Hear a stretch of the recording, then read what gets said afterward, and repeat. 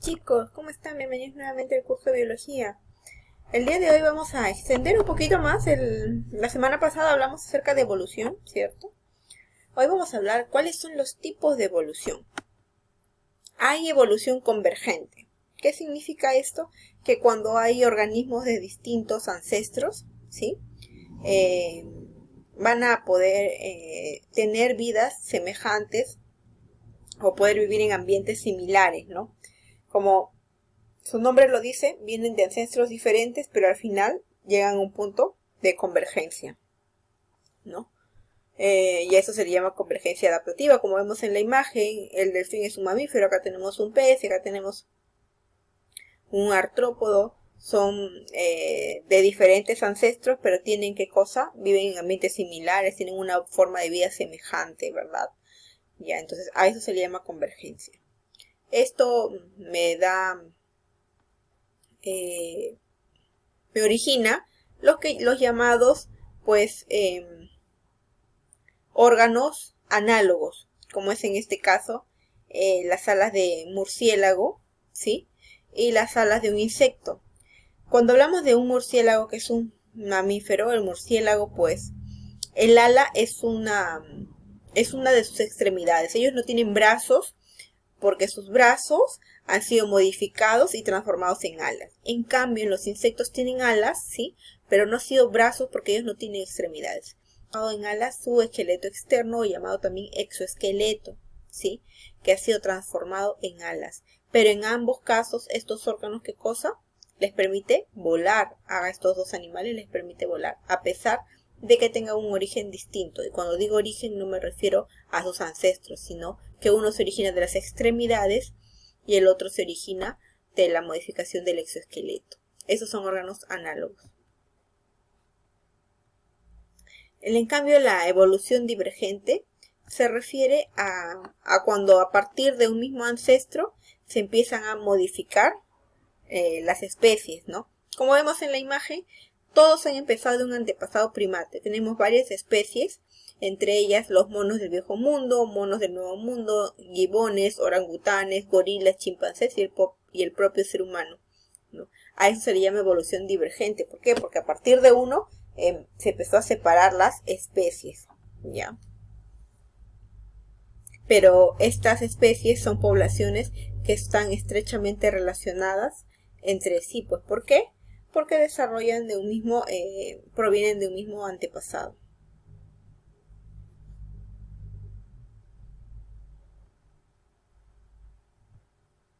Y la radiación adaptativa se refiere a la especiación rápida que sufre una especie cuando es introducida en otro ambiente. Cambiamos a las especies de su hábitat, las introducimos en un hábitat nuevo, y si en este hábitat nuevo logran entrar a la cadena alimenticia, desarrollarse y adaptarse a ese ambiente, le llamamos radiación adaptativa, ¿sí? Cuando es un cambio brusco.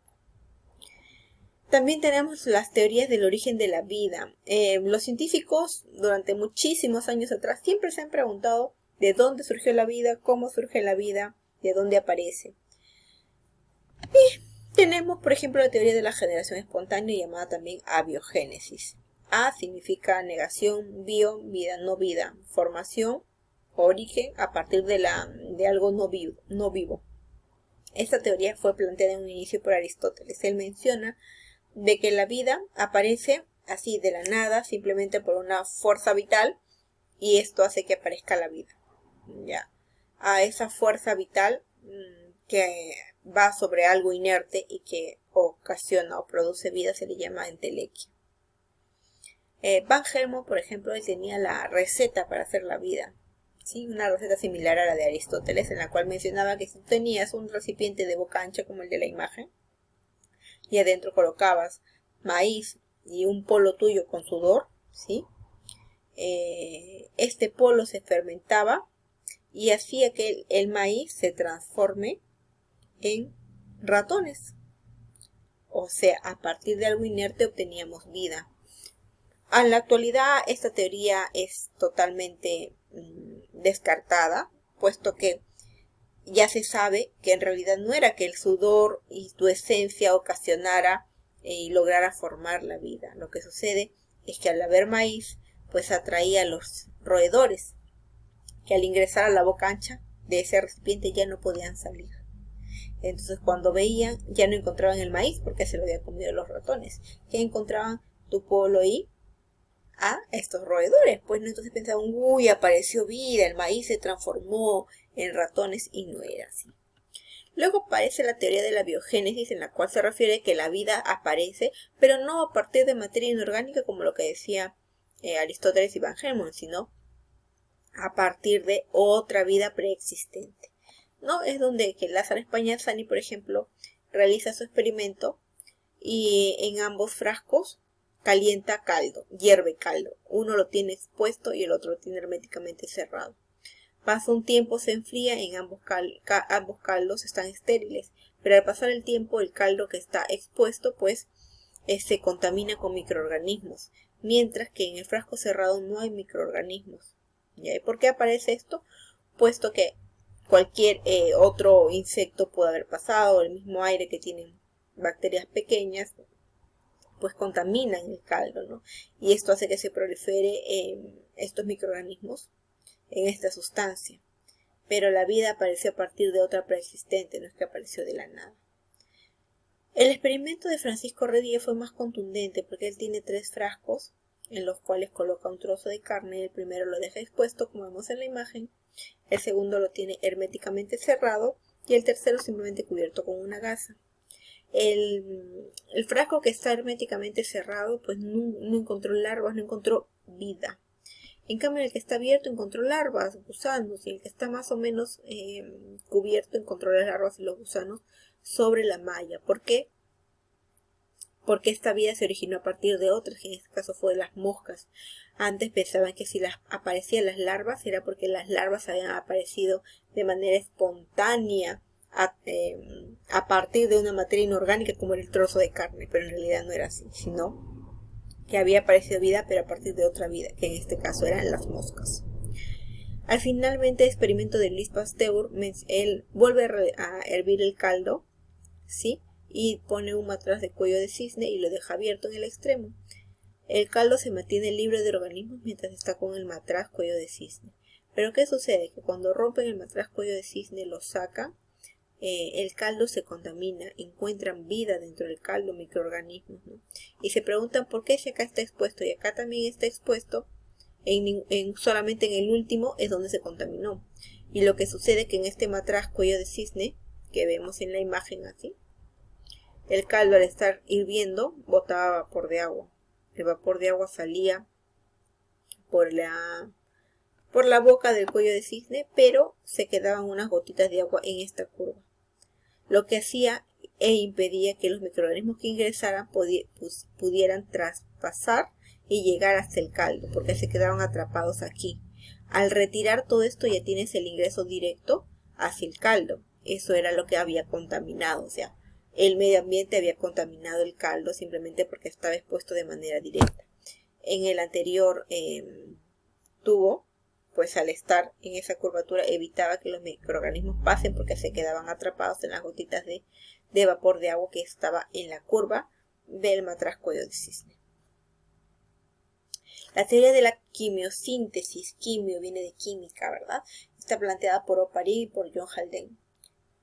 Ellos mencionan de que antiguamente la Tierra no había vida, era una Tierra muy primitiva y donde el ambiente era muy hostil, había lluvia ácida, gran cantidad de reacciones químicas que no permitían la vida. Pero hubo un momento preciso en el cual estas reacciones químicas lograron obtener materia orgánica, ¿sí? O elementos orgánicos a partir de elementos inorgánicos. De materia inorgánica se obtuvo la materia orgánica. Y a partir de eso se logró pues más adelante lo que era la evolución. Pero justo fue en ese momento en el cual las reacciones químicas fueron favorables, porque no siempre ocurría eso en la antigua Tierra, en la Tierra primitiva que ellos le llamaban. Por eso tenemos que había una atmósfera reductora con gran cantidad de elementos químicos, ¿no? Hidrógeno, carbono, dióxido de carbono, vapor de agua. Y estas moléculas inorgánicas en un ambiente adecuado lograron transformar y convertirse y obtener materia orgánica. Esta materia orgánica también se transformó en coacervados. Y finalmente los coacervados evolucionaron ¿a qué? A bacterias. ¿No? Bacterias que eran en ese tiempo heterótrofas. En la actualidad sabemos que la mayoría de bacterias son parasitarias y otras son autótrofas, ya las fotosintéticas, que pueden fabricar su propio alimento. Pero en este caso no habían bacterias autótrofas, todas eran heterótrofas, o sea, se alimentaban de otros seres vivos. También tenemos la teoría o el experimento de Miller y Urey. Estos dos personajes simulan lo que era la antigua Tierra primitiva y las condiciones que hubieron en ese tiempo para poder transformar las moléculas inorgánicas en moléculas orgánicas, ¿no? Y crearon todo el ambiente, recrearon todo el ambiente para poder demostrar de que sí se podía obtener a partir de materia inorgánica se podía obtener materia orgánica. Y finalmente tenemos la teoría de la panspermia. El término proviene pan, que significa todo, sperma, que significa semilla. Esta teoría sostiene que la vida en el planeta Tierra surgió porque vino a partir de ¿quién? De un meteorito que se estrelló en el planeta Tierra, y eso hizo de que originara la vida en la Tierra a partir de radiaciones que se originaron luego del impacto, pues, ¿no? En resumen, podríamos decir que la teoría de la panspermia refiere que la vida en el planeta Tierra se originó a partir de algo externo, de algo extraterrestre que llegó en forma de esporas a la Tierra, encontraron el medio adecuado para poder desarrollarse y empezaron lo que era la evolución. Eso es lo que menciona la teoría de la panspermia. ¿Planteada por quién? Por Arrhenius. No te olvides, es Svante Arrhenius. Tipos de panspermia: panspermia dura, panspermia blanda y panspermia dirigida. La panspermia dura significa que la vida se propaga por el universo mediante bacterias muy resistentes que viajan a bordo de cometas. Bacterias resistentes que viajan a bordo de cometas llegaron en este caso al planeta Tierra y originaron la vida. La panspermia blanda se refiere a que las moléculas que viajan por el espacio llegan a la Tierra y se combinan con el caldo de aminoácidos y dan lugar a la vida. Y por último, la panspermia dirigida, que se refiere a que Francis Crick afirmó que en la Tierra y en otros planetas, ¿sí?, la vida fue sembrada por una civilización avanzada. O sea, que hay vida extraterrestre y que pues para que haya vida en el planeta Tierra simplemente fue sembrado. O sea, alguien vino y nos plantó acá, nos dejó plantar, entre comillas, ¿no? Nos dejó acá para que pudiéramos poblar este planeta y obviamente habitarlo, ¿no? Bueno, chicos, eso es todo por esta semana. Estamos variando un poquito las fichas para hacerlas más didácticas. Espero que les agrade. Ya nos estamos viendo la próxima semana. Chao, chao, chicos, cuídense.